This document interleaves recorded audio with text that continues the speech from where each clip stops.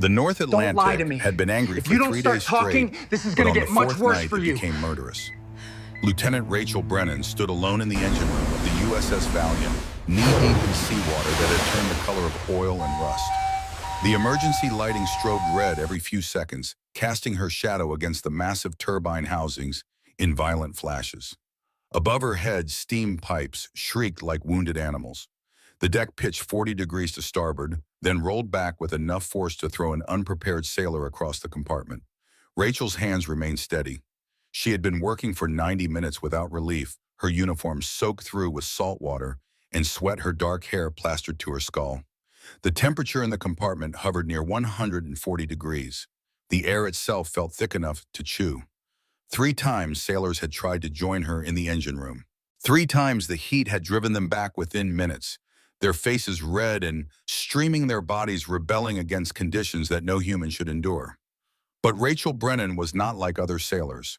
Her hands moved across the fuel control panel with surgical precision, even as another wave crashed against the destroyer's hull, hard enough to make the entire ship groan. The GE LM-2500 gas turbine was losing pressure at an alarming rate. She could see it in the gauge readings, could feel it in the way the deck vibrated beneath her boots. The fuel control valve had stuck open. Without intervention, the turbine would reach overspeed in less than 90 seconds. At overspeed, the explosion would tear through 3 decks and send the Valiant to the bottom of the Atlantic with all hands. Rachel closed her eyes for exactly 3 seconds. In those 3 seconds, a different room superimposed itself over the engine compartment. White walls instead of gray steel. Fluorescent lights instead of emergency strobes. And her own voice, younger by 13 years, counting backwards through gritted teeth. 10, 9, 8. The memory lasted only those 3 seconds. Then Rachel opened her eyes, picked up a 40-pound pipe wrench, and climbed into the turbine housing. The metal was hot enough to cook meat. Rachel felt her palms blister on contact, felt the skin of her forearms begin to burn where they pressed against the access panel. The pain arrived as information, nothing more. Her brain registered it, cataloged it, filed it away in a place where it could not interfere with the work that needed to be done. This was not courage. This was conditioning. Her fingers found the seized bolt that controlled the fuel valve. The wrench slipped twice on the corroded metal before catching. Rachel put her full weight into the turn. Her lips moved silently. 7, 6. The bolt refused to move. 4, 3, 2. The bolt turned. 1/4 rotation. Then half, 1. The turbine pressure began to drop. The shriek of the steam pipes lowered in pitch, then faded to a steady hiss. Throughout the ship, sailors felt the deck stabilize beneath them. In the Combat Information Center, Captain James Wilson grabbed the intercom with hands that trembled from relief. "Brennan, what's your status?" Rachel extracted herself from the turbine housing her uniform, smoking slightly, the skin of her arms angry red. She looked at the pressure gauges, confirmed that all readings had returned to acceptable parameters, and keyed the intercom with her elbow. "Main turbine stabilized, Captain. We're good for another 1,000 miles if this storm lets up." There was a pause on the other end. Then, "How long were you inside that housing, Lieutenant?" 90 seconds, sir. Maybe 2 minutes. Another pause, longer this time. "Brennan, the temp reading in that compartment shows 143 degrees. The turbine housing would be at least 170. How did you stay in there without protective gear?" Rachel looked down at her arms. The burns would blister badly by morning. They would hurt for weeks, but they would heal just like all the others had healed. "Just focused on the math, sir," she said. "Pressure differentials don't care about temperature." Captain Wilson didn't respond immediately. When he did, his voice carried something that might have been admiration or might have been concern. Rachel had never learned to tell the difference. "Get yourself to sickbay, Lieutenant. That's an order." "Aye, sir." But Rachel didn't go to sickbay.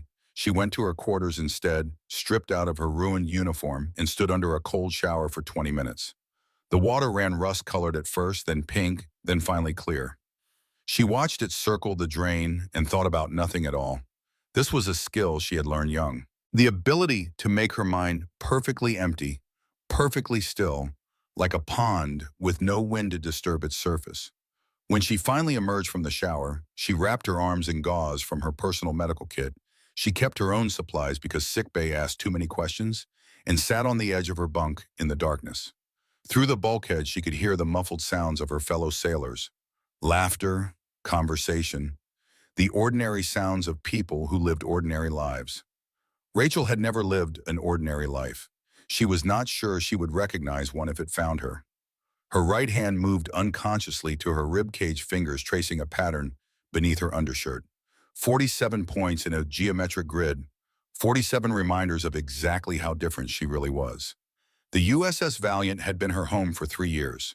In that time, Rachel had earned the respect of every sailor aboard, from the greenest seaman to Captain Wilson himself. They called her the best mechanical engineer in the fleet. They told stories about her ability to diagnose problems that stumped men with twice her experience. They admired her dedication, her composure, her unwillingness to accept defeat, but they never understood her. How could they? They had no reference point for what she was, for what had been done to her, for the price she paid every single day to appear normal. At 27 years old, Rachel Brennan was considered a rising star in the Navy. Her service jacket contained commendations from 3 different commanding officers. She had saved the Valiant from catastrophic failure no less than 5 times. She had developed modifications to standard engine maintenance procedures that were now being adopted fleet-wide. She was by every measurable standard an exceptional officer. She was also by standards that no one measured profoundly damaged. 3 weeks after the engine room incident, Rachel received orders that would change the trajectory of her life. They arrived via encrypted message while the Valiant was docked at Norfolk Naval Station for routine maintenance. She read them twice, standing in the ship's communications center, her face betraying nothing. Report to Admiral Frank Sullivan, Naval Headquarters, Norfolk, Virginia. Tuesday, 0900 hours. Dress uniform required. Rachel had never met Admiral Sullivan, but she knew his reputation.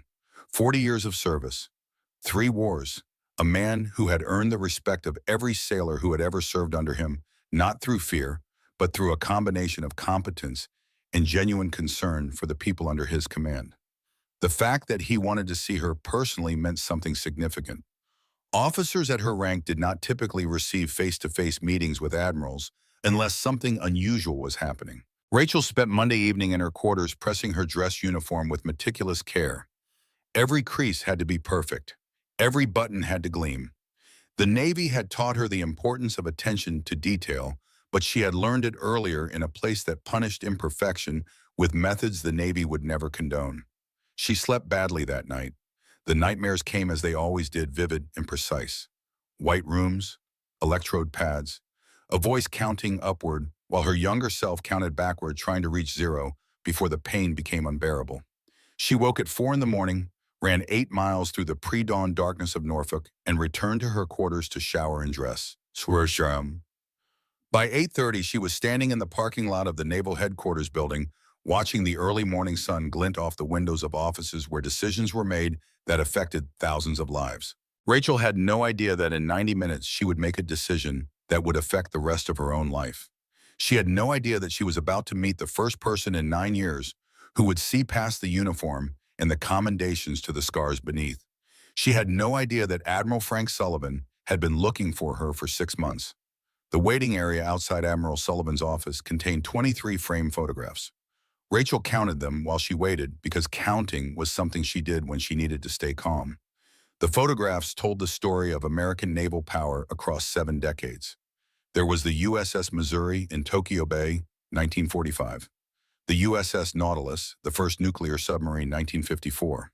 An aircraft carrier during the Cuban Missile Crisis, 1962.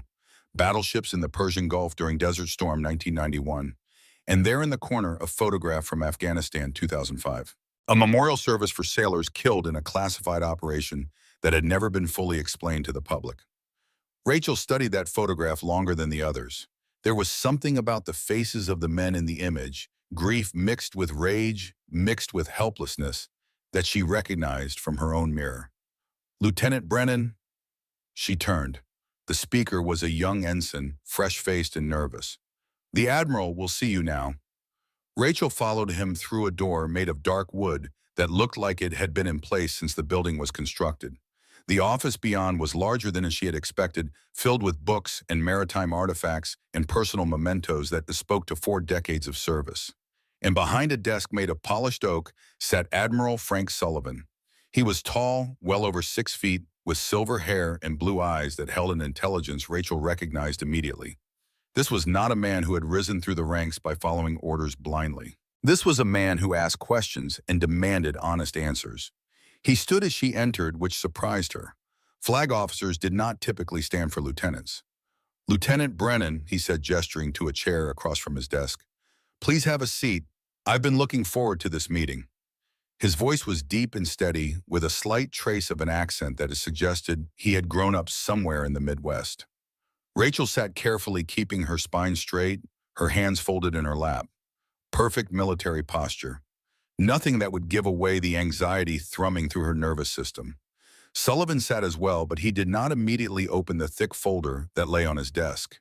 Instead, he studied her face for several seconds, his expression thoughtful. "Captain Wilson speaks very highly of your abilities," he said finally.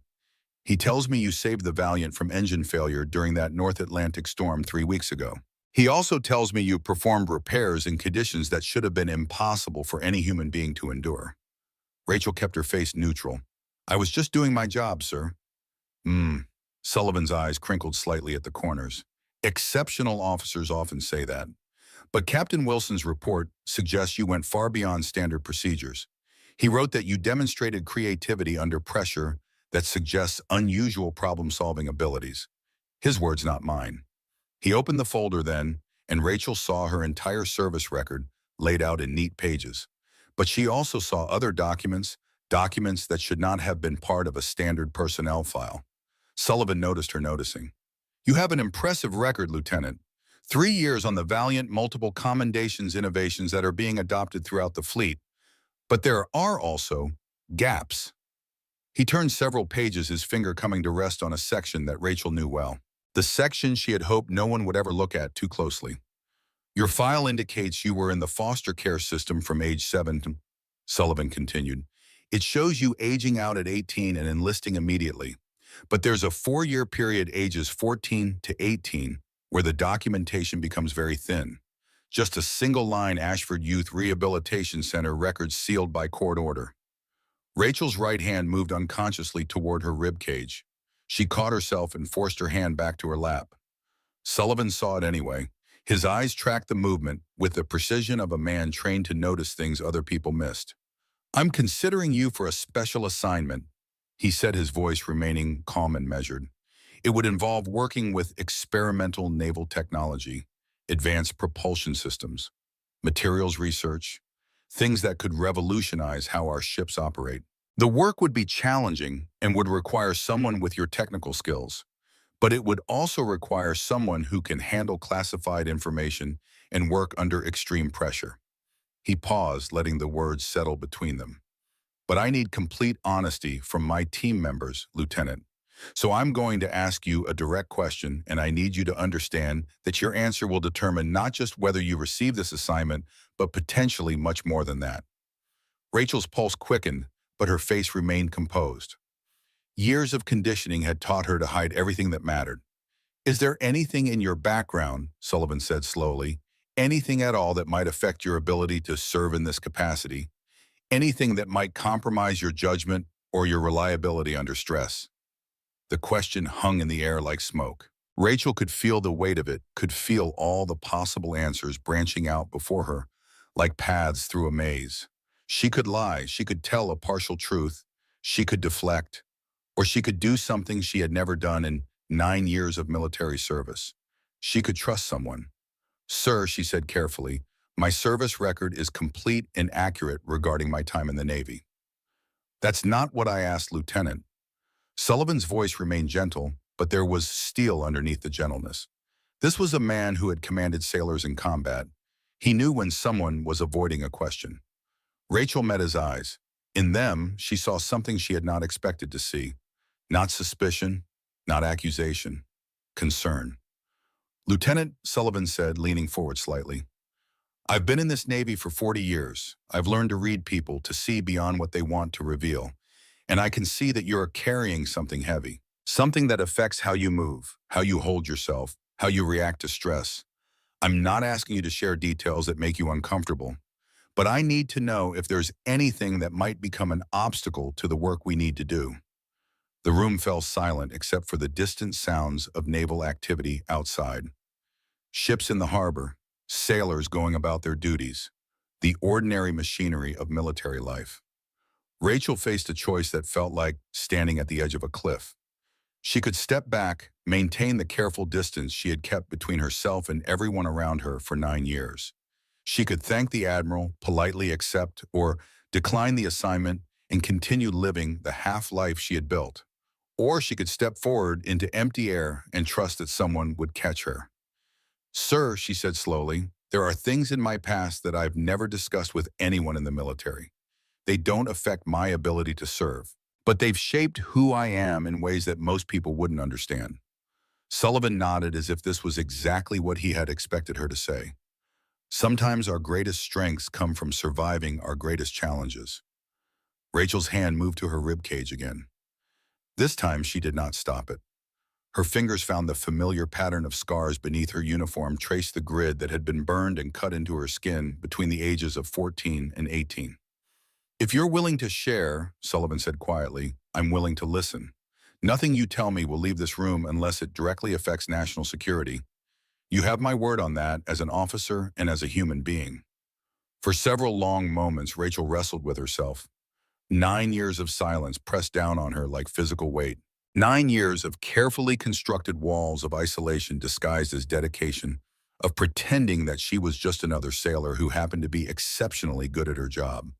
But something about Admiral Sullivan's demeanor, the genuine concern in his eyes, the way he had stood when she entered, the gentleness in his voice, made her consider the possibility that not all authority figures were threats, that not everyone with power would use it to cause harm, that maybe, just maybe, there were still people in the world who would choose to help rather than hurt. Rachel took a breath that felt like it came from somewhere deep in her chest, from a place she had locked away for almost a decade. "Sir," she said, "I need you to understand something before I continue. What I'm about to tell you will change how you see me. It will change how you see the military and the government. And once I tell you, there's no going back. For either of us." Sullivan's expression remained steady. "I understand, Lieutenant, and I'm still listening." Rachel's hands tightened in her lap. Her heart rate elevated, but her training, the training from the Navy, not the other training, kept her breathing steady and deep. "Ashford Youth Rehabilitation Center was not a rehabilitation center," she said. "It was a facility designed to conduct experimental research on children, specifically on orphan children with high intelligence and no family connections. Children who, if they died or disappeared, would not be missed by anyone who mattered." She watched Sullivan's face carefully as she spoke. She saw his expression shift from concern to shock to something darker. Anger, perhaps, or horror. "The facility operated under the name Ashford," she continued, "but its real designation was Project Nightfall. It was a government-funded program designed to create operatives who could function under extreme conditions. Operatives who could withstand interrogation, torture, psychological manipulation. Operatives who would never break no matter what was done to them." Sullivan's hands had tightened on the arms of his chair. His knuckles were white. "How long were you there?" he asked, his voice barely above a whisper. 4 years, from age 14 to 18. "And the other children?" Rachel felt something cold settle in her stomach. This was the part that still haunted her nightmares, the part that made her wake up at 4 in the morning, drenched in sweat and fighting the urge to scream. 23 children entered the program during my time there," she said. 7 survived to completion." The weight of those words filled the room like toxic gas. Sullivan's face had gone pale. He was a man who had seen combat, who had commanded sailors in war, who had witnessed death and destruction on scales that most civilians could never imagine. But the idea of children being systematically destroyed in the name of research made him look physically ill. "The scars you mentioned," he said, his voice rough, "the ones you keep touching, are they related to this program?" Rachel nodded slowly. "They're documentation, sir. Every experiment was recorded. Every procedure was cataloged. The scars were deliberately placed in patterns that corresponded to specific research protocols. Pain tolerance testing, electrical stimulation response, Surgical procedures performed without anesthesia to test mental override of physical sensations. Sullivan closed his eyes for a moment. When he opened them, they held a fury that Rachel had not seen before. But it was not directed at her. It was directed at the people who had done this to her and the others. Who authorized this program, he asked. Who knew about it? That's the question I've been asking myself for 9 years, sir. The facility had government funding. The researchers had security clearances.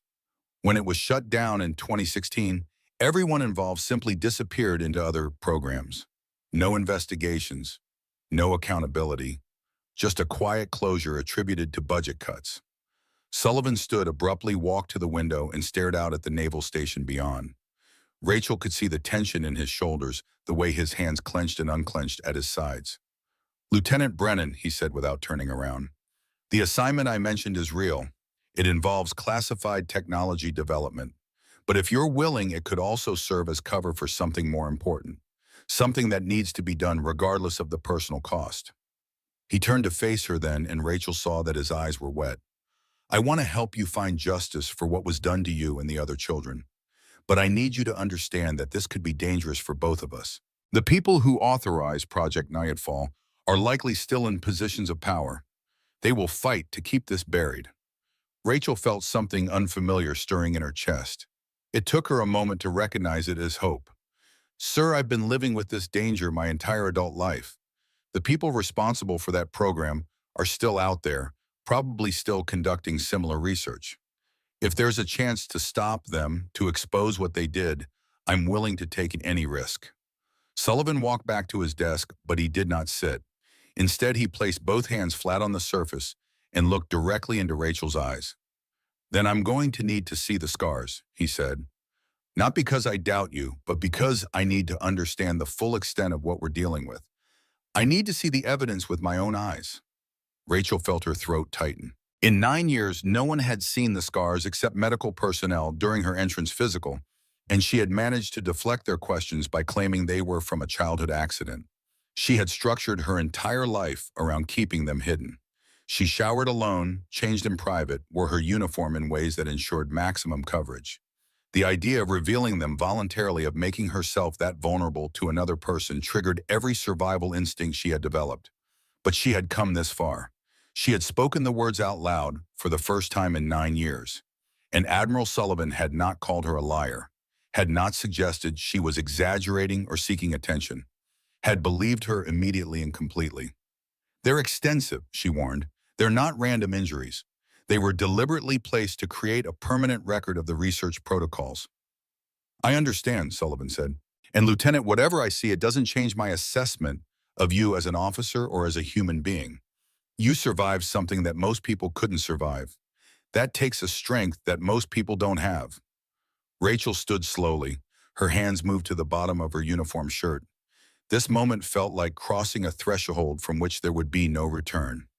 Once she revealed the evidence of what had been done to her, her carefully constructed identity as just another exceptional officer would be forever changed.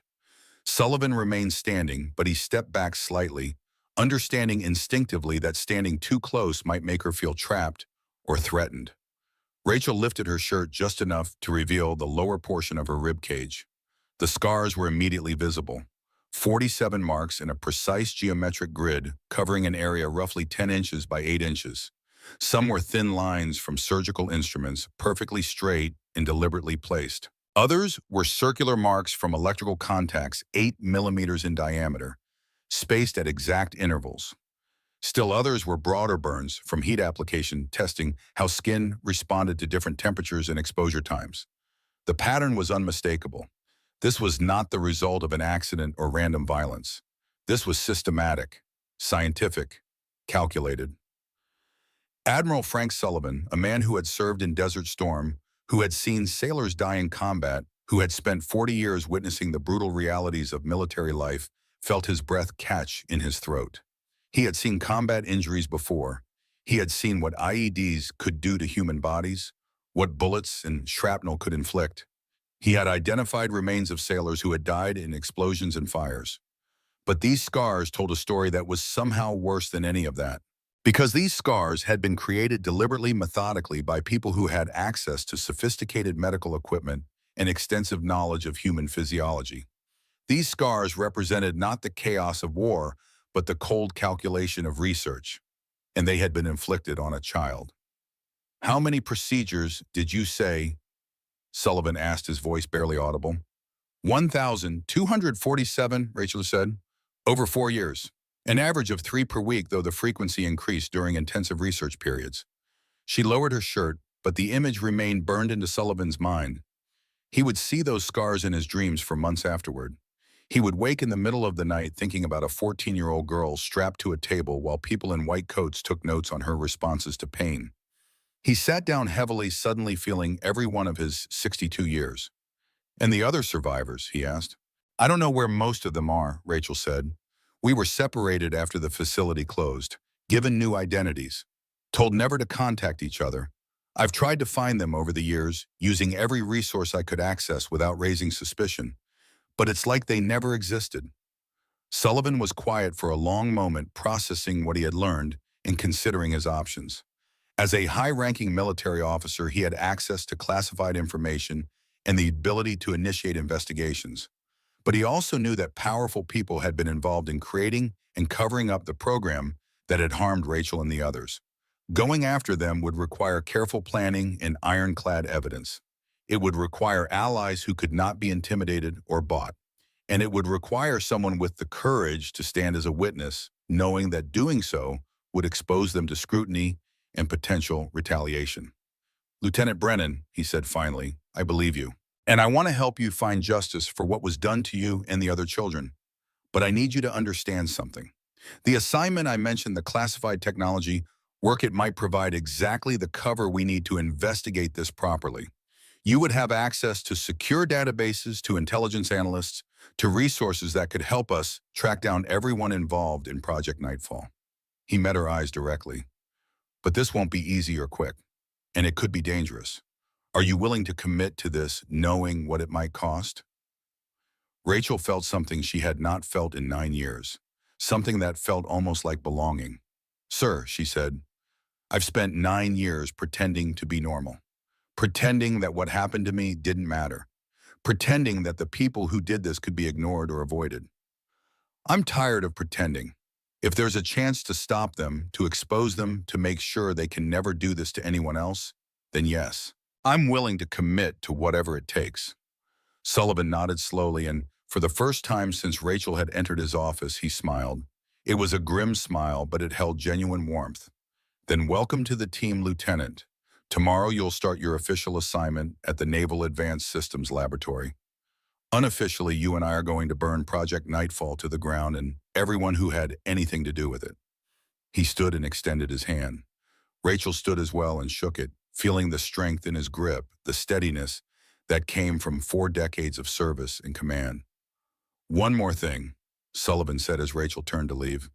"Those scars, they're not something to be ashamed of. They're evidence, and soon they're going to be the key to bringing down some very dangerous people. You've carried this burden alone for 9 years. You don't have to carry it alone anymore."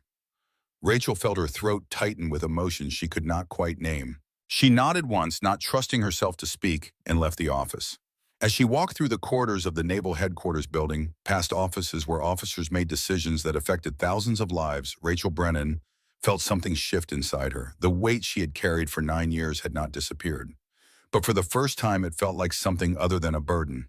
It felt like a weapon, and she was about to learn how to use it. 3 months had passed since Rachel Brennan lifted her shirt in Admiral Sullivan's office and changed the course of both their lives. She now worked in a facility that did not officially exist 4 levels beneath the Norfolk Naval Base, in rooms that had been carved out of bedrock during the Cold War when America feared nuclear annihilation. The walls were thick enough to withstand a direct blast. The air filtration system could keep the occupants alive for months if the world above turned to ash. And the security protocols were so stringent that even Rachel, with her top-secret clearance, had to pass through 3 separate authentication checkpoints every morning. The official designation of the facility was Naval Advanced Systems Laboratory Propulsion Research Division. Rachel's official job title was Senior Engineering Officer. Her official responsibilities included developing next-generation ship propulsion systems that could revolutionize naval operations. Unofficially, she was hunting monsters. The secure conference room where they held their morning briefings was deliberately sparse. A single table, 6 chairs, a wall-mounted screen for classified presentations, no windows, no decorations, nothing that might conceal surveillance equipment planted by adversaries, foreign or domestic. Rachel arrived first, as she always did, carrying a steel travel mug filled with coffee that had gone cold an hour ago. She had been awake since 4 in the morning, running through classified databases, following digital trails that led from one government agency to another, building a map of connections that most people would never know existed. Commander Jack Morrison arrived second, moving with the controlled economy of motion that marked him as special operations even out of uniform. He was 38 years old, built like a middleweight boxer, with a scar that ran from his left eyebrow to his jawline. He had earned that scar in Kandahar in 2012 during an ambush that killed 6 members of his SEAL team and left him with permanent damage to his left eye and a profound distrust of intelligence analysts. He nodded to Rachel and poured himself coffee from the pot that stayed perpetually hot in the corner. They had developed an easy working relationship over the past 3 months, built on mutual respect and a shared understanding that trust had to be earned through action, not words. Doctor. Catherine Aldridge entered third, carrying a leather satchel that looked like it belonged to a professor from 50 years ago. She was 44 with graying hair. She made no effort to dye, and eyes that held a permanent sadness. Her mother had been subjected to CIA experiments in the 1960s, part of the M-Culture program that had tested LSD and other psychoactive drugs on unwitting subjects. Her mother had committed suicide when Catherine was 12. She had spent the next 30 years studying government experimentation programs, documenting their methods, and trying to prevent history from repeating itself. She had failed, as the scars on Rachel's ribcage proved. Admiral Sullivan arrived last, his presence filling the room in a way that had nothing to do with physical size. He carried himself with the authority of a man who had commanded fleets in hostile waters, who had made decisions that determined whether sailors lived or died, who had earned every stripe and star through competence and courage. He closed the door behind him, and the room's security system automatically activated. A small light above the door turned red. They were now in what the intelligence community called a SCIF, a sensitive, compartmented information facility where even the air was filtered to prevent acoustic surveillance. "Status report," Sullivan said, sitting at the head of the table. Rachel activated the wall screen with a remote control. A photograph appeared showing a facility in Nevada that looked like any other government research installation. Low buildings, chain-link fencing, security checkpoints, nothing that would attract attention from satellite surveillance or casual observation. "This is the Combat Stress Research Center, located approximately 40 miles northwest of Groom Lake," Rachel said. "Officially, it's a joint DARPA and Veterans Affairs facility dedicated to developing new treatments for post-traumatic stress disorder. According to public records, it employs 23 people and has an annual budget of $8 million. She clicked the remote. The image changed to a financial document with most of the text redacted. Unofficially, it's receiving $63 million annually through a DARPA black budget line item designated GSX 4471. The funding authorization was signed by Senator Richard Vance of the Armed Services Committee, and the principal investigator is Dr. Victor Kessler." Morrison leaned forward, his scarred face intent. "The same Kessler from Project Nightfall." "The same," Rachel confirmed. After Ashford closed in 2016, Kessler transitioned to DARPA funding. He's continued the same research, but now he's using adult volunteers instead of children. Veterans who are told they're participating in experimental PTSD treatment. "How many current subjects?" Aldridge asked, her pen already moving across her notepad. Rachel clicked to the next slide. A list of names appeared, 18 in total. 18 that we've identified. All veterans, all with documented combat trauma, all recruited through VA outreach programs that promise cutting-edge treatment. They sign waivers that authorize experimental neurostimulation therapy without understanding what that actually means. Sullivan's jaw tightened. "Do we have proof that he's using Nightfall protocols?" Rachel had been waiting for this question. She had spent 6 weeks penetrating the facility's computer networks using exploits she had learned from years of teaching herself to code in the one computer room at Ashford. She had bypassed firewalls designed by NSA contractors. She had broken encryption that should have taken decades to crack with conventional methods. And she had found exactly what she was looking for. Yes, sir, I accessed their internal research database last week. The protocols are identical to what was used at Ashford. Electrical stimulation to test pain tolerance. Sensory deprivation sessions lasting 72 hours. Surgical procedures performed with minimal anesthesia. The only difference is that Kessler has refined the techniques based on what he learned from the Nightfall subjects. She clicked to the next slide. A research document appeared with Dr. Kessler's name at the top. This is from his personal notes dated 6 weeks ago. He writes, adult subjects demonstrate lower baseline adaptability than pediatric subjects, but with extended conditioning protocols, we achieve approximately 60% success rate. CIA and JSOC have already requested priority access to graduates of the program. The room fell silent. Sullivan's hands had clenched into fists on the table. Morrison's scar seemed to darken against his pale skin. Aldridge had stopped taking notes and was staring at the screen with an expression that mixed horror and rage in equal measure. JSOC is requesting access, Morrison said slowly. That means Joint Special Operations Command wants operatives who have been tortured into compliance. They want soldiers who can't be broken because they've already been shattered and reassembled. That's exactly what it means, Rachel said. Kessler believes he's serving his country.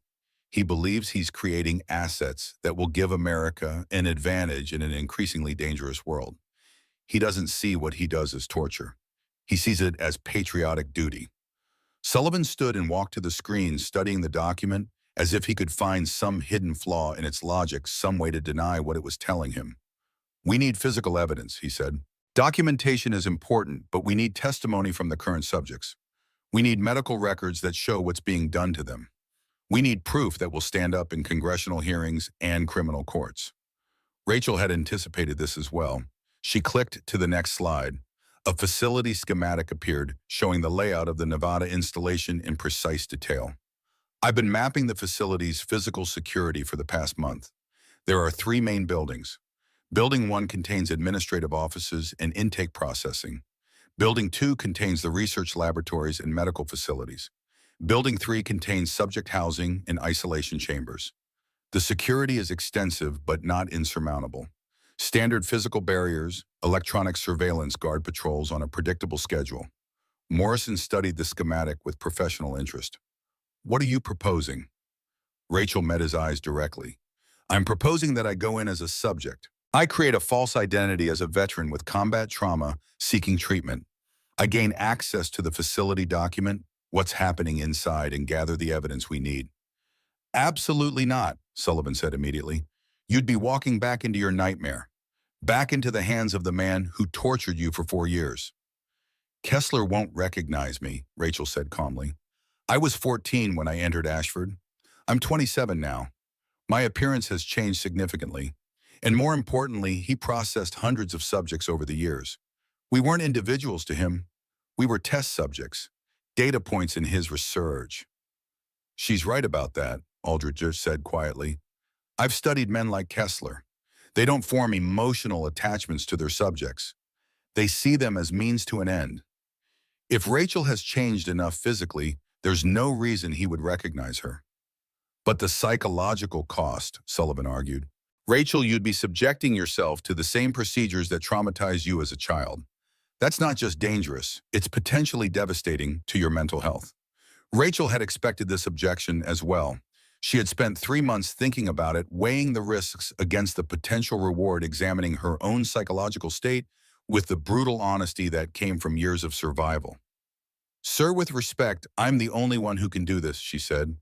I'm the only person in this room who knows exactly what Kessler's protocols involve.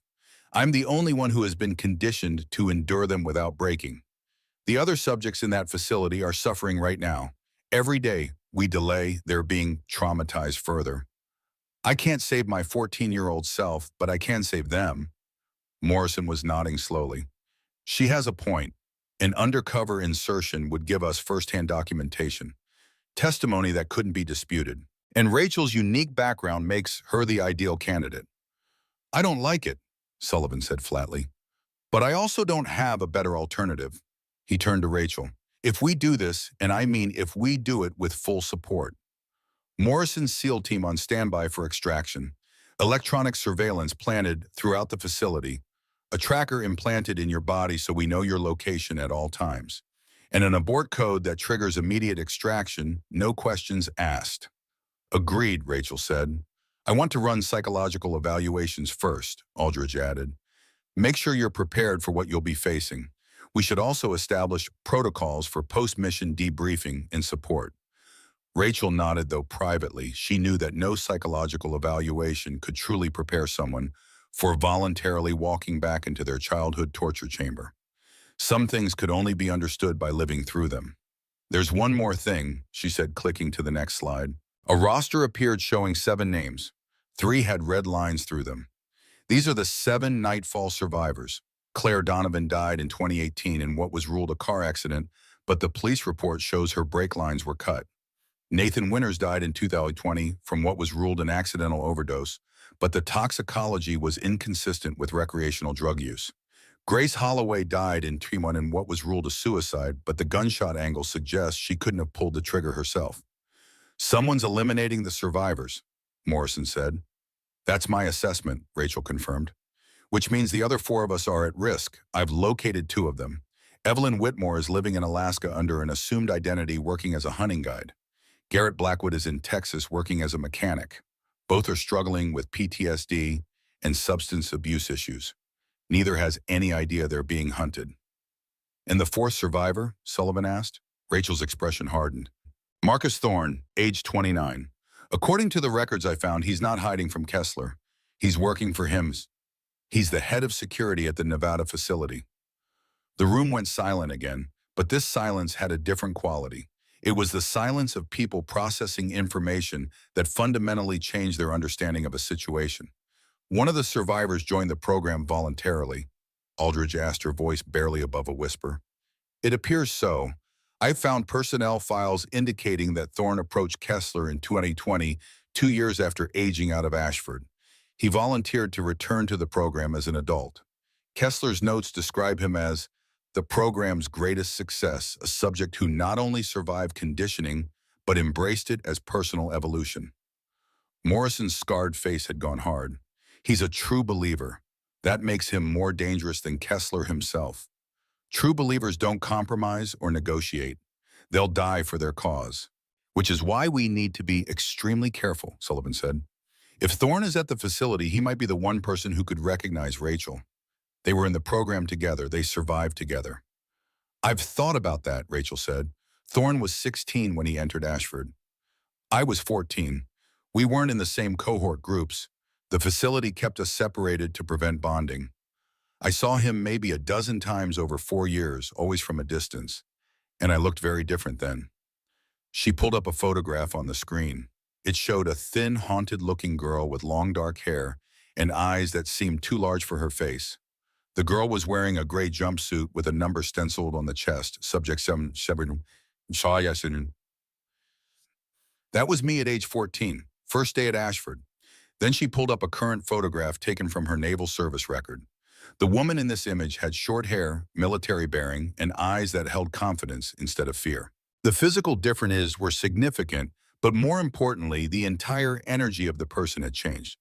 That's me now. I don't think Thorne would recognize me, but even if he does, it doesn't change what needs to be done. Sullivan studied both photographs for a long moment.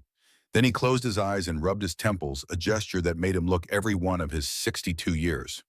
All right, he said finally. We do this, but we do it right. Morrison, I want a full tactical plan for extraction. Worst-case scenarios, backup protocols, everything. Aldridge, I want psychological evaluations and support protocols. And Rachel, I want you to understand something. He opened his eyes and looked directly at her. If at any point you feel like you can't continue, you use the abort code EATO. No shame, no judgment. Your safety is more important than any evidence we might gather. Do you understand me? Yes, sir, Rachel said. But privately, she knew she would not use the abort code unless she had no other choice. She had spent 9 years living half a life hiding scars and pretending to be normal. She had watched from a distance as 3 of her fellow survivors died under suspicious circumstances. She had carried the weight of Ashford alone, telling no one, trusting, no one, surviving, but not truly living. This was her chance to do something that mattered, to transform the worst thing that had ever happened to her into a weapon against the people who had done it, to save 18 veterans who were currently experiencing what she had experienced, and to prevent countless others from suffering the same fate. She would not abort unless death itself gave her no choice. The next 6 weeks were consumed by preparation.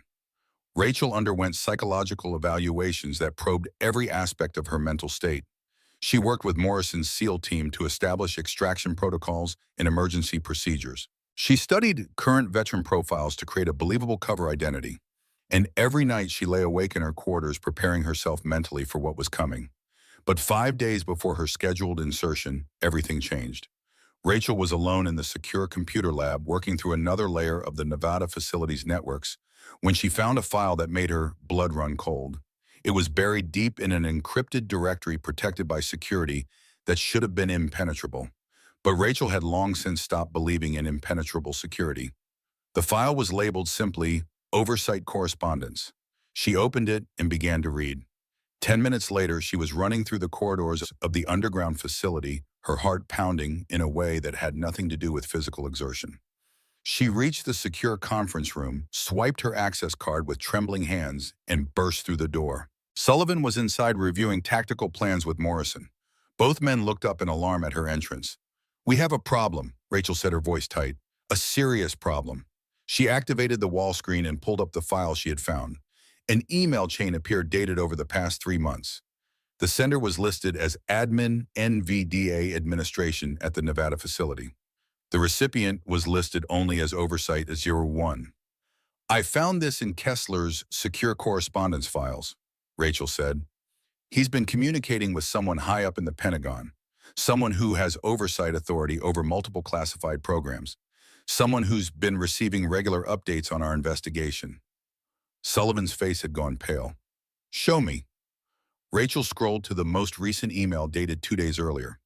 Admin NVDA surveillance indicates Sullivan's team has penetrated outer security layers.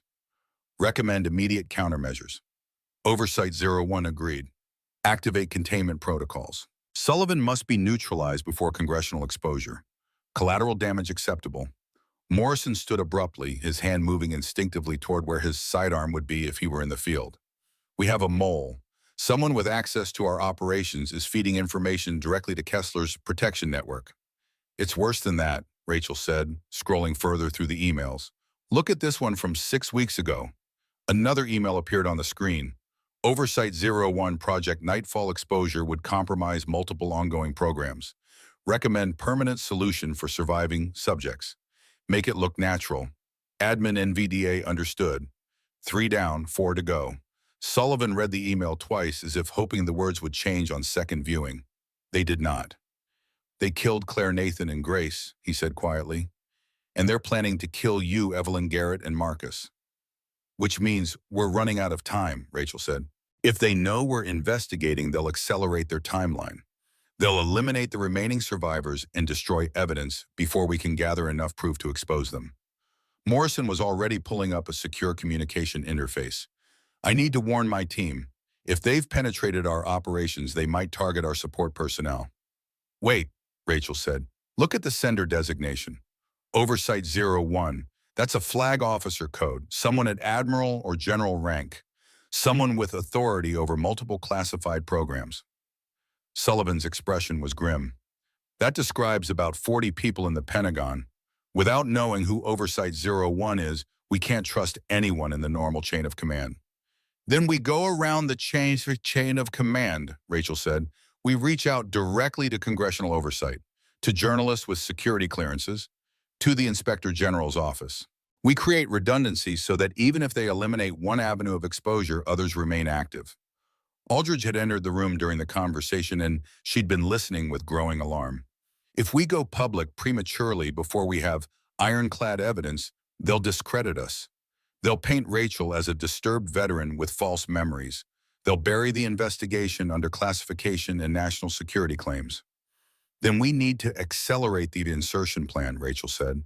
I go into the Nevada facility as planned, but we move up the timeline. I go in tomorrow instead of next week. I gather evidence, fast document everything I can, and we extract before they realize what's happening. That's incredibly risky, Sullivan said. We haven't finished the psychological preparation. We haven't fully established your cover identity. You'll be going in partially blind. Rachel met his eyes. Sir, 3 people are already dead. 18 more are being tortured right now. And someone with flag officer authority is actively trying to kill me and the other survivors. We're out of time for careful preparation. We either act now or we lose our chance entirely. Sullivan looked at Morrison. Can your team be ready by tomorrow? We can be ready in 6 hours, Morrison said. But Sullivan, if there's a mole in our network, we need to assume our communications are compromised. We'll need to go dark. No electronic communication, no contact with anyone outside the immediate team. Agreed, Sullivan said. He turned back to Rachel. Are you absolutely certain about this? Once you're inside, you'll be on your own until extraction. If something goes wrong, if Kessler or Thorne recognizes you, we might not be able to get to you in time. Rachel thought about Subject 7, the 14-year-old girl in the photograph with the haunted eyes. She thought about Claire and Nathan and Grace murdered because they had survived what should have killed them. She thought about Evelyn and Garrett living in fear without even knowing why. And she thought about the 18 veterans in Nevada who believed they were receiving treatment, but were actually being conditioned to become living weapons. I'm certain, sir, she said, this is what I was built for. Kessler made sure of that. Now I'm going to use everything he taught me to destroy everything he's built. Sullivan nodded slowly. Then we proceed. Morrison, activate your team. Aldridge, prepare emergency psychological support protocols. And Rachel, go get some rest. Tomorrow is going to be the longest day of your life. But Rachel did not rest. She returned to her quarters and spent the night preparing in the only way she knew how. She reviewed every detail of Kessler's protocols that she could remember. She mentally rehearsed the counting technique that had saved her sanity during the Ashford years. She examined her scars in the mirror, tracing each one with her fingers, remembering how it had been created and what she had learned from the experience. By the time dawn arrived, Rachel Brennan had transformed herself from a naval officer into something else, something harder, something that could walk back into hell without flinching. The drive to Nevada took 14 hours in an unmarked van that Morrison's team had modified to be invisible to most surveillance systems. Rachel sat in the back dressed in civilian clothes that looked like they had been slept in for days. Her hair was unwashed and pulled back in a messy ponytail. She wore no makeup. Her eyes were red as if she had been crying recently. She looked exactly like a combat veteran struggling with untreated trauma. Morrison drove his eyes constantly scanning mirrors and side roads for signs of pursuit. Aldridge sat in the passenger seat reviewing psychological support protocols one final time. Sullivan had stayed behind in Norfolk, maintaining the appearance of normal operations while preparing his congressional contacts for what was coming. They stopped 3 times for fuel and food. Each time Morrison scanned for tracking devices and electronic surveillance. Each time he found nothing, which somehow made him more nervous rather than less. If they wanted to follow us, they'd use satellite surveillance, he said during the 3rd stop. The fact that we're not seeing physical tails means they might already know where we're going. Or it means we successfully went dark, Rachel said. Don't borrow trouble, Commander.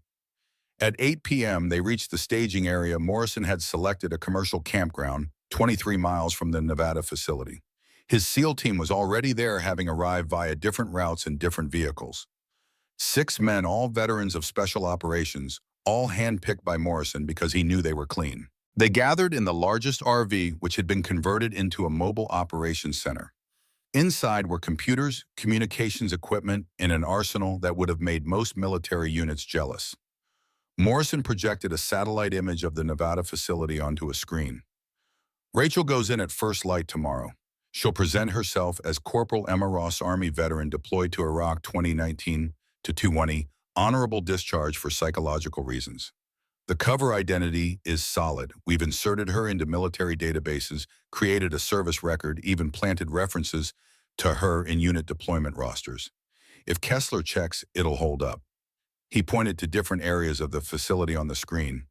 The tracker Rachel will carry is subcutaneous implanted behind her right ear.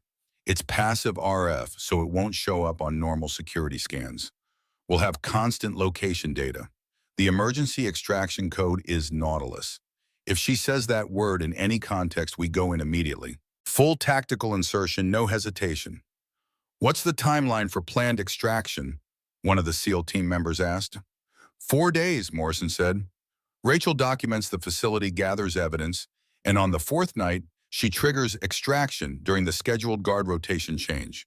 We breach the perimeter, extract her and as many of the other subjects as possible, and we're gone before they can coordinate a response.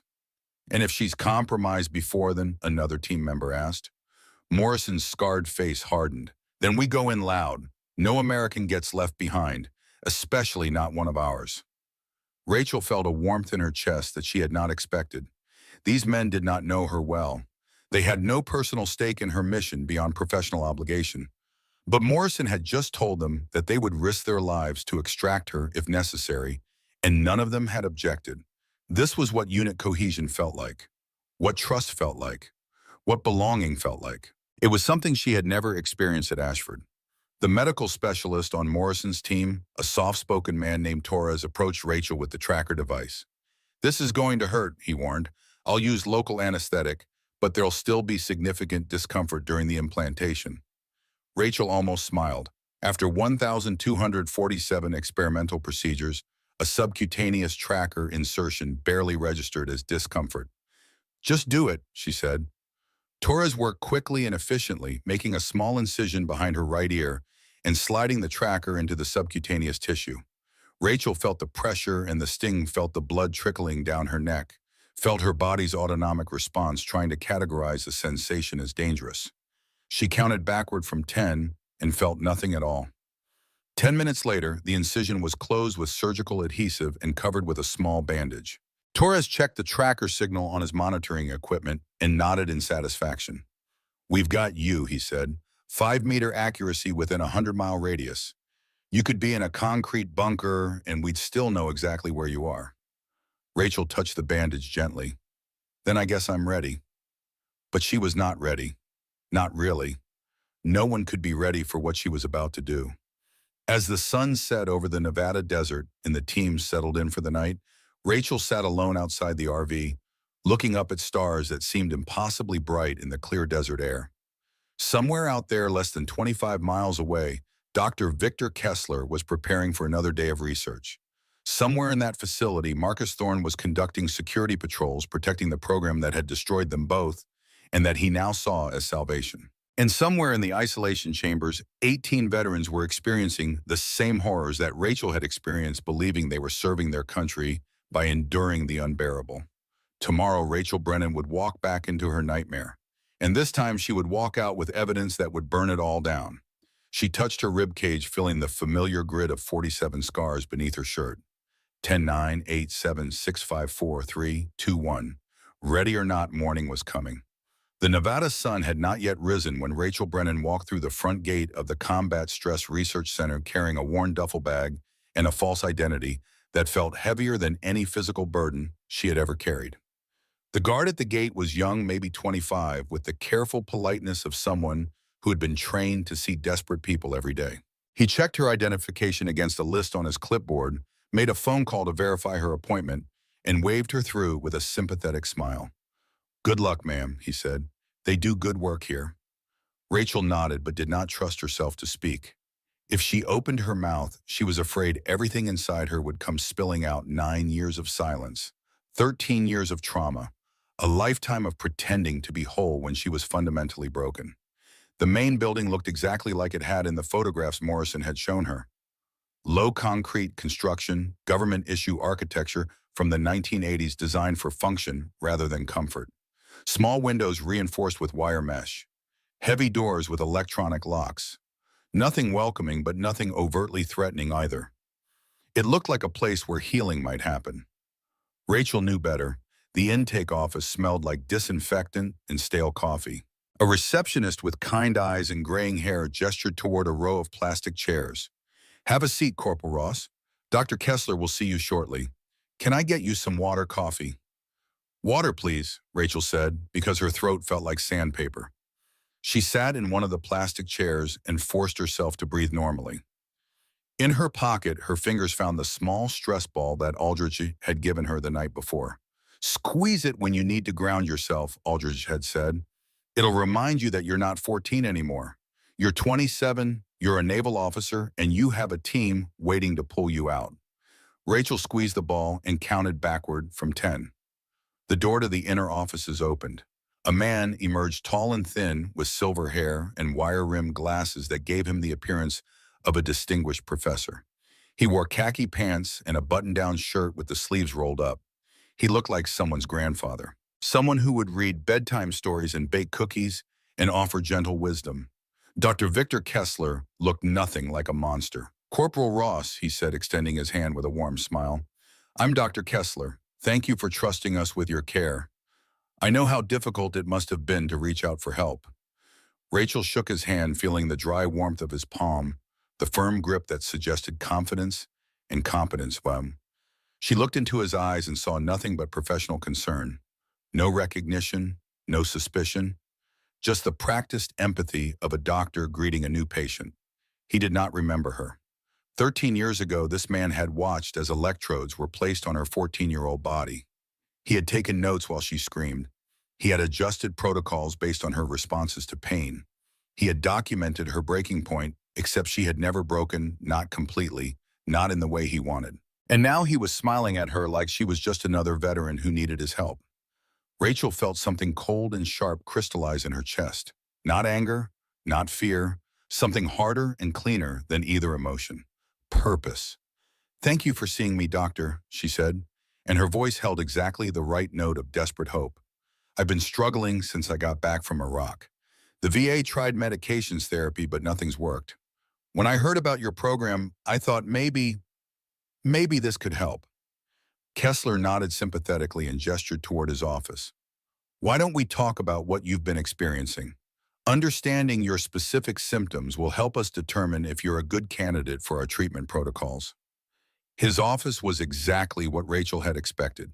Diplomas on the walls from prestigious universities, bookshelves filled with medical texts and research journals, a desk with a computer and neat stacks of files, photographs of Kessler with various military and government officials smiling and shaking hands. No photographs of the 16 children who had died under his care. Rachel sat in the chair across from his desk, and for the next 40 minutes she told him a story.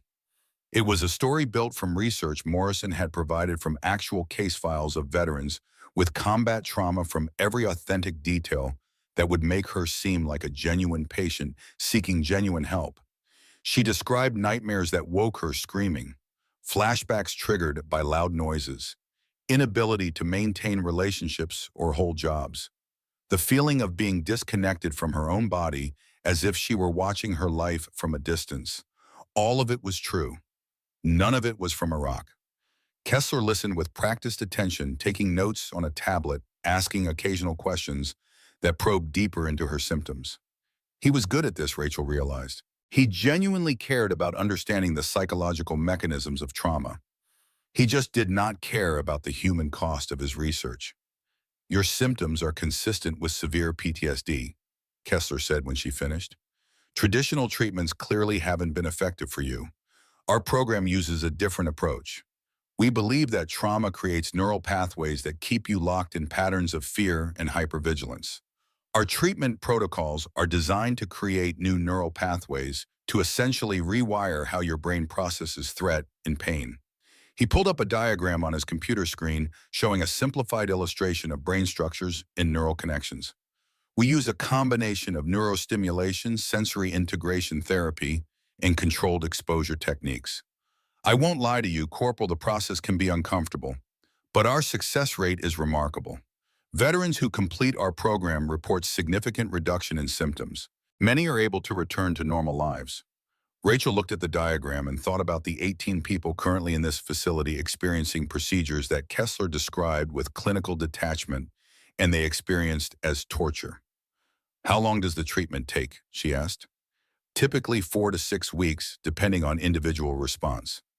You would live here at the facility during treatment. We find that immersive therapy without outside distractions produces the best results. And it's safe. Kessler's smile was reassuring and completely sincere. Our protocols have been extensively tested and refined over many years. We have an excellent safety record. 16 children dead, 3 adult survivors murdered, 18 current subjects being traumatized in the name of science. Then I'd like to proceed, Rachel said. I can't keep living like this. If there's a chance your treatment could help, I have to try mine. Kessler stood and extended his hand again. Welcome to the program, Corporal Ross. I believe we can help you. Our intake coordinator will get you settled in your room and will begin preliminary assessments tomorrow morning. Rachel shook his hand one more time, and this time she allowed herself to meet his eyes directly. She wanted to remember this moment. She wanted to remember the face of a man who believed he was helping while he destroyed. Because when this was over, she would make sure the world remembered it too. The residential wing of the facility was exactly as depressing as Rachel had anticipated. Narrow hallways painted institutional beige, doors with small windows reinforced with wire mesh. The smell of disinfectant mixed with something else, fear maybe, or despair, or the particular odor that came from human suffering, inadequately masked by chemical cleaning agents. Her room was 8 feet by 10 feet, a narrow bed with a thin mattress, a small desk and chair, a bathroom with a toilet and sink, but no communal showers were down the hall scheduled at specific times. One window too small to climb through looking out at a concrete courtyard. It was almost identical to her room at Ashford. Rachel set her duffel bag on the bed and sat down carefully, feeling the springs protest beneath her weight. Behind her right ear, the tracker device sat beneath her skin, a small reassurance that she was not alone. Morrison and his team were 23 miles away, watching her location on their screens, ready to come if she needed them. But she would not need them. Not yet. Not until she had what she came for. A soft knock on the door made her turn. A woman stood in the doorway, maybe 30 years old, with dark circles under her eyes and hands that trembled slightly. She wore the same gray sweatpants and t-shirt that Rachel had been given during intake. "Hi," the woman said quietly. "I'm Angela. I've been here 2 weeks. Thought I'd say hello, let you know you're not alone." Rachel stood and offered her hand. "Emma, just got here today." Angela's handshake was weak, and Rachel could see the telltale signs of someone who had been through the early stages of Kessler's protocols. The slight flinch when Rachel moved too quickly. The way her eyes tracked to the door, checking escape routes. The exhaustion that came not from physical exertion, but from psychological endurance. "How's the treatment going?" Rachel asked carefully. Angela's smile was brittle. "It's intense. Dr. Kessler says I'm making good progress. The neurostimulation sessions are hard, but I think they're helping. At least that's what I tell myself." "What do the sessions involve?" Angela glanced at the door as if afraid someone might be listening. "They attach electrodes to different parts of your body, send electrical pulses through your nervous system. They say it's rewiring your brain's response to stress, but it feels like—" She stopped abruptly. Her hands were shaking harder now. "It's okay," Rachel said gently. "You don't have to talk about it if you don't want to." "No, it's fine. Sometimes I wonder if this is actually helping or if it's making things worse. But Dr. Kessler has all these credentials, all these success stories. He must know what he's doing, right?" Rachel wanted to grab Angela by the shoulders and tell her the truth. Tell her that Kessler was not trying to heal her, that every session was documenting her breaking point, that she was not a patient, but a test subject. But she could not. Not yet. Not without evidence that would protect Angela and the 17 others when they finally escaped. "I'm sure he does," Rachel lied. "We just have to trust the process."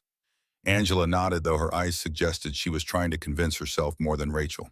"There's a group session in the common room tonight. Might help to meet the others, hear their stories. Makes you feel less alone." "I'll be there," Rachel said. After Angela left, Rachel sat on her bed and allowed herself exactly 5 minutes of pure, undiluted rage. Her hands clenched into fists, her jaw locked tight.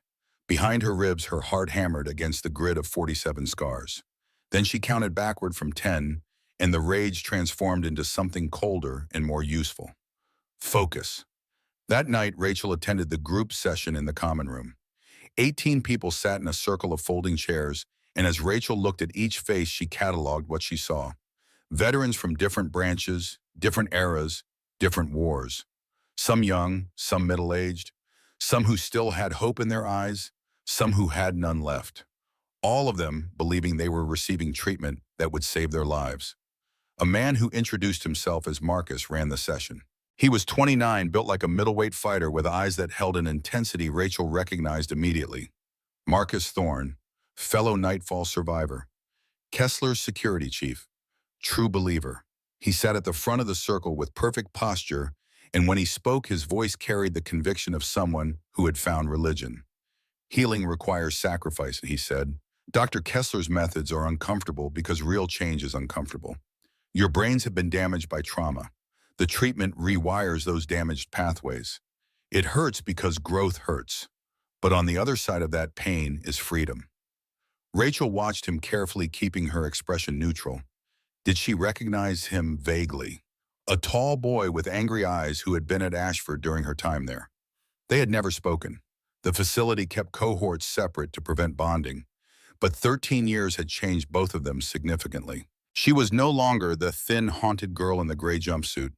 He was no longer the angry boy who had fought the guards during his first week until they broke him into compliance. Or perhaps they had not broken him. Perhaps they had created exactly what they wanted. Marcus's eyes swept the circle and landed on Rachel. We have a new participant. Emma, would you like to share why you're here? Rachel stood because that was what the group format required. She told her false story again about Iraq and trauma and the desperate hope that this program might help. She made her voice shake slightly at the right moments. She let her eyes drop when describing her symptoms. She performed grief and damage and desperate hope. And Marcus Thorne watched her with an expression that might have been sympathy or might have been something else entirely. When she finished and sat back down, he nodded approvingly. Thank you for sharing, Emma. Your courage in seeking help is the first step toward healing. Dr. Kessler's protocols will be challenging, but I promise you, if you commit fully, if you trust the process, you will become stronger than you ever imagined possible. The session continued for another hour. Other veterans shared their experiences, their fears, their small victories. Rachel listened and cataloged everything, noting who seemed most traumatized, who seemed most likely to need immediate help during extraction. After the session ended, as people filed out of the common room, Marcus approached her. Emma, he said, extending his hand, welcome to the program. If you have questions or concerns, my office is in Building 3. My door is always open. Rachel shook his hand, feeling the strength in his grip, the confidence of someone who had found purpose. Thank you, she said. Can I ask you something? You seem so certain that this treatment works. Have you been through it yourself? Marcus's smile was genuine. I have. Years ago. It saved my life. Gave me clarity and purpose I'd never had before. That's why I'm here to help others find what I found. What did you find? His eyes held hers with uncomfortable intensity. Freedom from weakness. Freedom from fear. The understanding that pain is not something to avoid, but something to master. Dr. Kessler showed me that trauma doesn't have to break you. It can remake you into something better. Rachel felt ice crystallize in her veins. This was not a man who had been brainwashed. This was a man who had embraced his conditioning so completely that he now saw it as enlightenment. That's what I want, she said, to be better than I am now. Then you've come to the right place, Marcus said. As he walked away, Rachel touched the tracker behind her ear, a small reassurance that she was not trapped, not helpless, not alone. But she also understood that Marcus Thorne was going to be a problem. He was too observant, too invested, too certain. If anyone was going to recognize her, it would be him. The first 3 days at the facility followed a pattern. Morning assessments, afternoon therapy sessions, evening group meetings. And throughout it all, Rachel documented everything she saw. The facility had 23 security cameras in public areas, but none in the treatment rooms. Rachel memorized their positions and blind spots. She noted the guard rotation schedule, 3 guards on duty at any time with shift changes at 6 a.m., 2 p.m., and 10 p.m. She mapped the facility's layout, confirming it matched the schematics Morrison had shown her. And she endured the preliminary assessments that Kessler conducted before beginning full protocols. Psychological evaluations that probed her trauma responses, physical examinations that documented her baseline health, neurological scans that mapped her brain activity, All of it was professional, clinical thorough. All of it was preparation for what came next. On the fourth day, Kessler called her to the treatment wing. The room was exactly as Rachel remembered from 13 years ago. White walls, bright fluorescent lights, a medical table in the center with restraining straps. Equipment racks filled with monitoring devices and stimulation units. The sharp smell of antiseptic barely masking the older smell of fear. Rachel's heart rate spiked. She felt 14 years old again, being led into the same room for the first time, not understanding what was about to happen. But she was not 14. She was 27. She was a naval officer. She had survived this once. She could survive it again. 10-9-8-7-6-5-4-3-2-1. Please lie down on the table, Kessler said, his voice professionally gentle. We'll start with a low-intensity session today just to establish your baseline responses. The more relaxed you can stay, the more effective the treatment will be. Rachel lay down on the table. A technician began attaching electrode pads to her arms, legs, and torso. The adhesive was cold against her skin. The wires connected to a machine that hummed with electrical potential. The first stimulus will be very mild, Kessler explained. You'll feel a tingling sensation. I want you to rate your discomfort on a scale of 1 to 10. The machine beeped. Current flowed through the electrodes. Rachel's muscles contracted involuntarily. Pain blazed across her nervous system, bright and sharp and familiar. Her body tried to arch away from the table. Her hands clenched into fists. But her face remained calm. Her breathing stayed steady. She counted backward in her mind and watched the pain from a distance as if it were happening to someone else. 2, she said, when the current stopped. Maybe 3. Kessler made a note on his tablet, and Rachel saw surprise flicker across his face. Most patients would have rated that stimulus as a 7 or 8. Rachel had deliberately underreported. Good, Kessler said. Let's increase the intensity slightly. The session continued for 90 minutes. Each stimulus was stronger than the last. Each time, Rachel reported discomfort levels well below what she actually experienced. She wanted Kessler to push harder, to reveal his true protocols faster. She wanted to give Morrison evidence that could not be disputed. By the end of the session, Kessler was studying her with open fascination. You have remarkable pain tolerance, Corporal Ross, he said. Much higher than typical for your demographic and trauma profile. That's actually very promising for treatment outcomes. Patients who can endure higher intensities often show better neural adaptation. Rachel sat up slowly, feeling her muscles protest. The electrode pads left red marks on her skin that would fade by evening. Does that mean I'm making progress? She asked. It means you have significant potential, Kessler said. We'll continue with daily sessions, gradually increasing intensity. Your response today was quite exceptional. As Rachel walked back to her room, every nerve in her body still singing with residual pain, she touched the tracker behind her ear and thought about Morrison watching her location marker move across his screen. Hold on, she thought. Just a little longer. That night, Rachel could not sleep. The pain had faded, but the memories it triggered remained fresh and vivid. She lay in her narrow bed staring at the ceiling and remembered every session from Ashford, every electrode placement, every voltage increase, every moment when she had counted backward and held herself together through sheer force of will. She remembered the other children, the ones who had broken, the ones who had died. And she remembered Dr. Kessler's face as he took notes documenting their suffering with scientific detachment. At 3 a.m., Rachel rose from her bed and moved to the small desk in her room. The facility provided notebooks for patients to journal their experiences, part of the therapeutic process, they claimed. Rachel picked up the pen and began to write, not a journal entry, a testimony. She wrote everything she remembered from Ashford, names of staff members, descriptions of procedures, dates and details that she had kept locked in her memory for 13 years. She wrote about Claire and Nathan and Grace, about how they had died and why she believed they had been murdered. She wrote about Evelyn and Garrett survivors who deserve justice. And she wrote about the 18 people currently in this facility believing they were patients when they were actually test subjects in experiments that violated every ethical standard of medical research. She wrote for 2 hours, filling page after page with small, precise handwriting. When she finished, she tore the pages carefully from the notebook and folded them into a tight square that fit inside her pillowcase. If something happened to her, if Marcus recognized her and Kessler decided she was a threat, this testimony would survive. Morrison would find it during extraction. The truth would not die with her. Over the next 3 days, the sessions intensified. Kessler increased voltage levels, added sensor deprivation periods where Rachel was placed in an isolation tank for hours at a time, introduced surgical observation sessions where she was present while other patients underwent procedures. Each session Rachel documented mentally. Each abuse she cataloged. Each violation of medical ethics she stored in her memory to be written down at night. And each day she watched Marcus Thorne watch her with growing suspicion.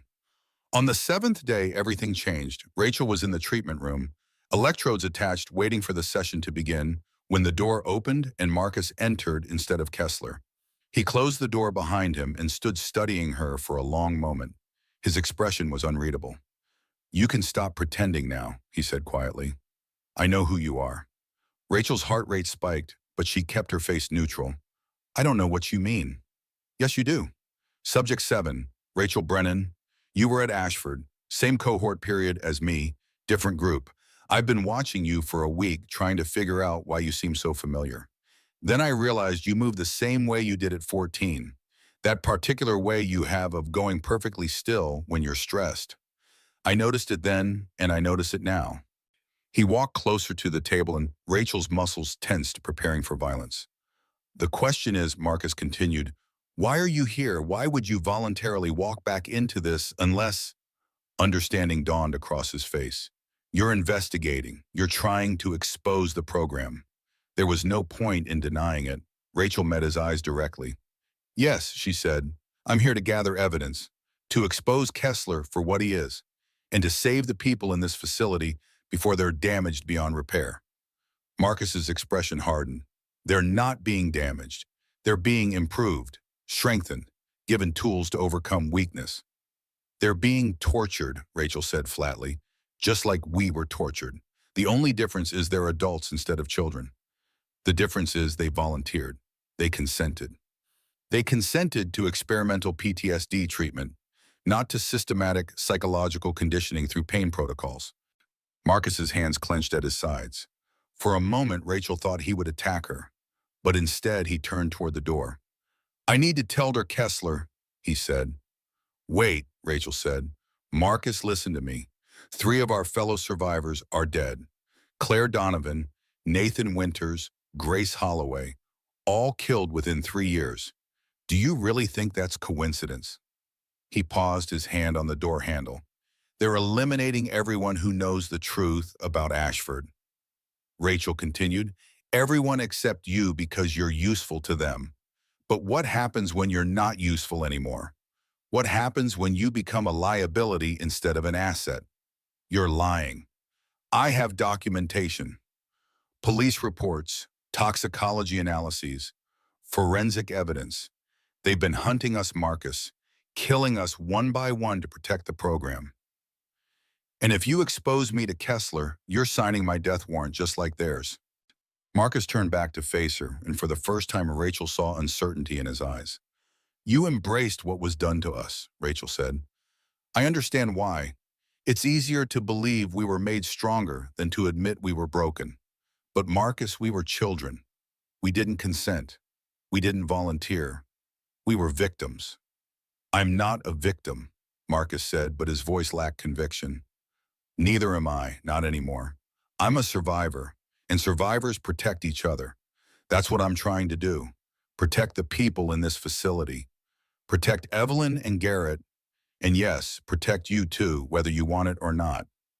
The room fell silent except for the hum of the electrical equipment. Marcus stood frozen, clearly wrestling with himself. Finally, he said, "You have until tomorrow morning. Then I have to decide what to do with this information." He left without another word, and Rachel was alone with her racing heart and the sudden understanding that her mission timeline had just collapsed. She reached up and touched the tracker behind her ear. Then she said clearly and deliberately, "Nautilus." 23 miles away in a mobile operations center, disguised as an RV, Morrison's monitoring equipment registered the abort code. He looked at his team with grim determination. "Gear up," he said. "We're going in." The extraction happened at 3 a.m. during the shift change when guard attention was divided. Morrison's SEAL team moved through the darkness like ghosts using night vision and suppressed weapons.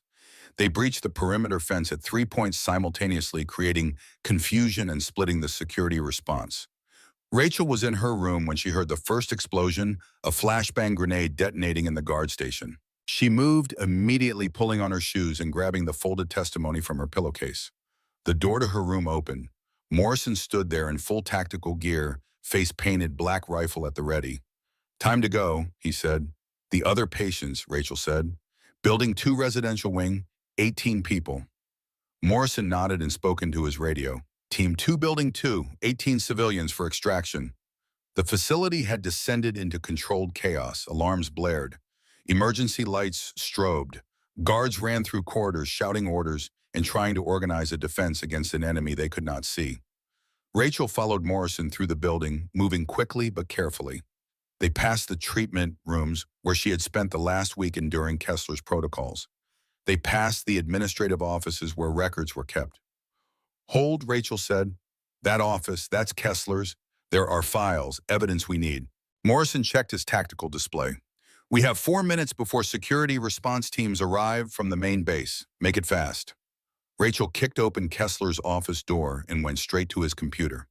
She pulled a USB drive from her pocket, one Morrison had given her for exactly this purpose, and plugged it into the computer. The drive contained a virus that would copy every file on Kessler's system and upload it to secure servers Morrison's team controlled. It would take 90 seconds to complete. While the virus worked, Rachel grabbed files from Kessler's desk: research protocols, patient records, correspondence with oversight officials. 30 seconds, Morrison warned. The virus completed its upload. Rachel yanked the USB drive out and pocketed it. They ran from the office just as gunfire erupted somewhere in the building. "Team 2 has the civilians," Morrison's radio crackled. "Moving to extraction point Alpha." "Team 1 moving to extraction point Bravo," Morrison responded. They were halfway to the exit when Marcus Thorne stepped into their path holding a pistol with practiced competence. "Stop," he said. "Rachel, you can't do this. You're destroying everything Dr. Kessler has built. Everything we've achieved." Rachel looked at him, this fellow survivor who had chosen such a different path, and felt something that was not quite pity and not quite sadness. "I'm sorry, Marcus," she said, "but this has to end." "He's helped hundreds of people," Marcus said, but his gun hand was shaking. "He's hurt hundreds of people," Rachel corrected, "including us, including you." "I'm not hurt. I'm stronger." "You're traumatized. There's a difference." Morrison's rifle was aimed at Marcus's center mass, but he did not fire. He was giving Rachel the chance to resolve this without violence. "Come with us," Rachel said. "Get help, real help, not conditioning disguised as therapy." "I can't," Marcus said, and his voice broke. "This is all I have. This purpose, this mission, non. Without it, I'm just human," Rachel finished. "Flawed and damaged and human, like all of us." Tears were streaming down Marcus's face, but his gun remained level. Then he lowered it. "Go," he said. "I'll tell them you overpowered me. I'll buy you time." "Come with us," Rachel repeated. "No, but Rachel, don't let them bury this. Make them answer for what they did to us." Then he dropped to his knees with his hands behind his head and assuming the position of someone who had been defeated, and Rachel understood that this was the most he could do. She and Morrison ran. They reached the extraction point where a Black Hawk helicopter waited, rotors already spinning. Morrison's team was loading the 18 extracted patients, helping them aboard with efficient gentleness. Rachel climbed in last. As the helicopter lifted off, she looked back at the facility, seeing lights and vehicles converging, seeing the organized response that was just minutes too late. Somewhere in that facility, Dr. Victor Kessler was realizing that his carefully controlled program had been compromised. Somewhere in those buildings, Marcus Thorne was telling a story that would protect them for a few hours. And somewhere in the digital ether files were being transmitted to journalists, congressional oversight committees, and inspector general offices. The truth was out. 3 days after the extraction, in a secure conference room at Norfolk Naval Base, Rachel met the 2 survivors she had spent 3 months trying to protect. Evelyn Whitmore entered first. She was 28, rail-thin, with the hard edges of someone who had spent years living in Alaska wilderness, always moving, always looking over her shoulder. Her eyes held the same wariness Rachel saw in her own mirror. Garrett Blackwood followed. 29 years old mechanic's hands-arms covered in elaborate tattoos that Rachel immediately understood were covering something else. Scars, like hers, like all of theirs. Commander Morrison had extracted them 48 hours after Rachel triggered the abort code. One SEAL team to Alaska, another to Texas. Both survivors brought to safety before Oversight 01 could activate the permanent solution promised in those emails. For a long moment, the three of them stood in silence. Sullivan had arranged this meeting neutral ground, no cameras, no recordings, just three people who had survived what killed 16 others. Subject 7. Evelyn said, finally, her voice rough from years of not talking about Ashford. Rachel felt her throat tighten. Subject 4. Subject 9, Garrett added quietly. They moved together without conscious thought, three survivors embracing like drowning people clutching wreckage. Rachel felt Evelyn shaking, felt Garrett's tears soaking into her shoulder, felt her own control fracturing. Claire, Nathan, and Grace, Evelyn whispered. I didn't know they were dead until Commander Morrison told me. I didn't know I was supposed to be next. You're safe now, Rachel said. We all are. And in 3 days, we're going to make sure the whole world knows what happened to us. All 23 of us. They spent the next 4 hours in that conference room, filling gaps in each other's stories. Rachel told them about Subject 7's 1247 procedures. Evelyn described how she'd survived by making herself useful in the medical wing. Garrett explained how he'd learned to compartmentalize so completely that he sometimes forgot entire months. And they talked about the 16 who hadn't made it out. Sarah, who died during a sensory deprivation session that went too long. Michael, whose heart gave out during electrical stimulation. Emma, who took her own life 2 days after her 18th birthday, free at last, but too broken to survive freedom. When we testify, Rachel said, we tell all there are stories, not just ours. Kessler documented every one of them. Every child he killed in the name of research. The world is going to know their names. And what we did about it, Garrett said, his voice stronger than it had been an hour ago. When they finally left, Rachel felt something she had not felt since she was 14 years old, sitting in the intake room at Ashford, looking at the other frightened children. 6 weeks after the extraction from Nevada, Rachel Brennan stood in a different room in front of a different audience, but this time the stakes were not personal. They were universal. The Senate Intelligence Committee hearing room was packed with journalists, congressional staffers, and family members of the 18 rescued veterans. Cameras from C-SPAN recorded every moment for history. Rachel wore her dress uniform with all her commendations displayed. Admiral Sullivan sat beside her, not as a commanding officer now, but as an equal partner in the mission to expose Project Nightfall. Senator Marcia Hammond, the committee chair, looked down from the dais with an expression of carefully controlled fury.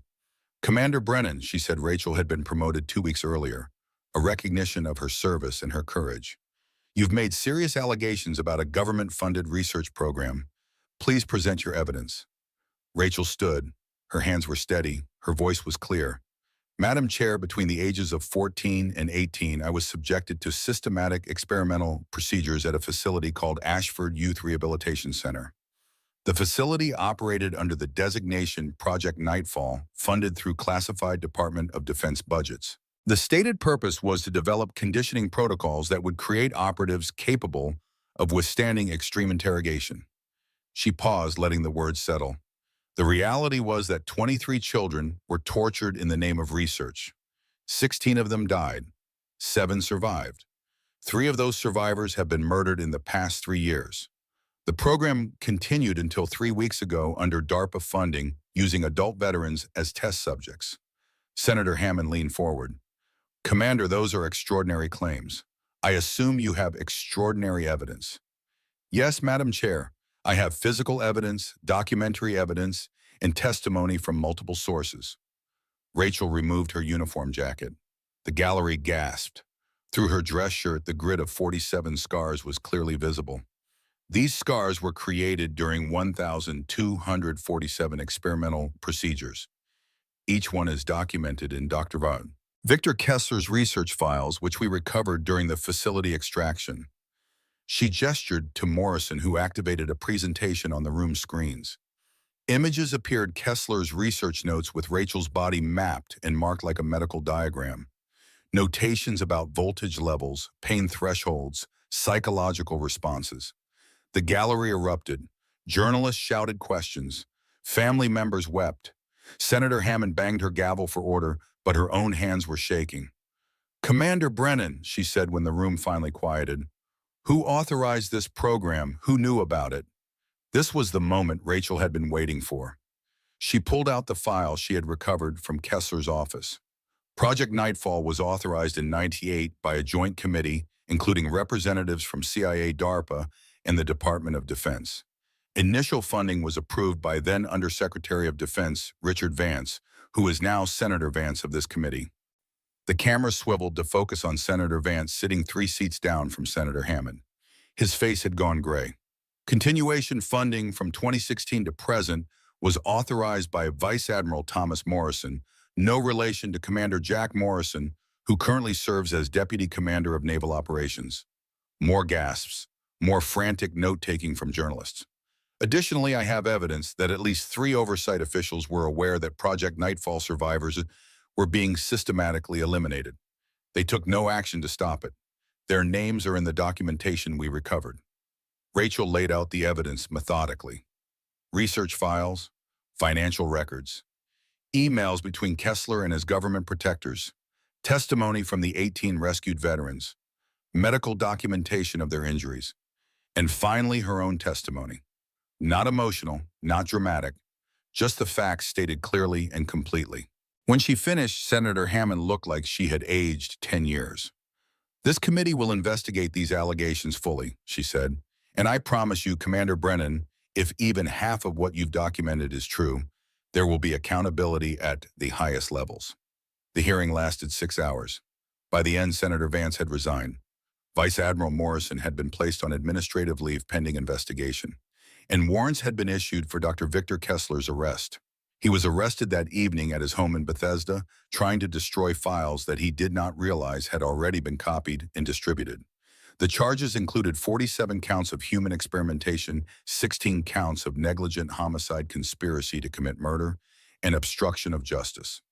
His trial would last 3 months. He would be sentenced to 40 years in federal prison with no possibility of parole. Marcus Thorne was arrested as well, but his charges were less severe. Prosecutors recognized that he was as much a victim as a perpetrator. He was sentenced to 15 years with mandatory psychiatric treatment. Rachel attended his sentencing. Before they took him away, he looked at her and mouthed 2 words, "Thank you." She nodded. Some damage could never be fully repaired, but recognition was a start. The 7 Nightfall survivors, now only 4 living, each received $8 million in compensation from a congressional appropriation. Families of the 16 deceased children received $12 million each, along with formal apologies and promises that their children's deaths would not be forgotten. Rachel donated most of her compensation to a foundation that provided support for victims of government experimentation. She kept enough to commission a memorial, a granite monument engraved with 23 names. 16 were marked with gold stars, 7 with silver. The monument was placed at Arlington National Cemetery over the objections of officials who said it would be politically complicated. Admiral Sullivan had used his authority to override their objections. 6 months after the congressional hearings, Rachel stood in her new office at the Pentagon. She had been promoted to lieutenant commander and given command of the Naval Ethics Oversight Division, a new unit created specifically to investigate classified programs for potential violations of human rights in military law. Her first assignment had been to review 93 ongoing classified programs for ethical compliance. She had found problems in 47 of them. Admiral Sullivan visited her office that afternoon looking older but somehow lighter, as if exposing the truth had lifted a weight he had not realized he was carrying. "How are you adjusting?" he asked. "Some days are harder than others," Rachel admitted, "but I'm using what they built me for, just not how they intended." Sullivan smiled. "That's the best revenge, taking their weapon and turning it against them." He handed her a file. "Another program that needs investigation. Neural enhancement through electromagnetic stimulation. Human trials proposed for next year." Rachel opened the file and scanned the contents. It looked disturbingly familiar, the same justifications, the same language about national security and operational effectiveness. "They never stop, do they?" she said. "No," Sullivan agreed, "which is why you're here." After he left, Rachel sat at her desk and thought about Subject 7, the 14-year-old girl with haunted eyes who had counted backward through pain because it was the only way to survive. That girl was gone now. She had been transformed through suffering into something harder and stronger. Not because the suffering made her better, suffering never did, but because she had refused to let it define her. Rachel Brennan had been built to be a weapon. For 13 years, she had tried to deny what she was to pretend the conditioning had not taken root to be normal despite everything. Now she understood that normal was never the goal. The goal was purpose. And her purpose was to make sure no child would ever be Subject 7 again. She picked up the file Sullivan had given her and began to read. On her wall hung a photograph 23 children at Ashford Intake 1998. 16 faces circled in gold, 7 in silver. Below it, a plaque read, Project Nightfall, Cold Forge, 1998-25. 16 children lost, 7 survivors, never again. Rachel touched the photograph gently, her fingers tracing the face of her 14-year-old self. We won, she whispered. We survived, and we made them answer. Then she turned back to her work because there were more programs to investigate, more victims to protect, more monsters to expose. The scars beneath her uniform would always be there. But they were no longer marks of shame or weakness. They were her armor, her credentials, her proof that some weapons could not be controlled by the people who created them. And Rachel Brennan would spend the rest of her career making sure that everyone who had ever tried to create such weapons would face the consequences. The girl they called Subject 7 had become Commander Brennan, and she was just getting started.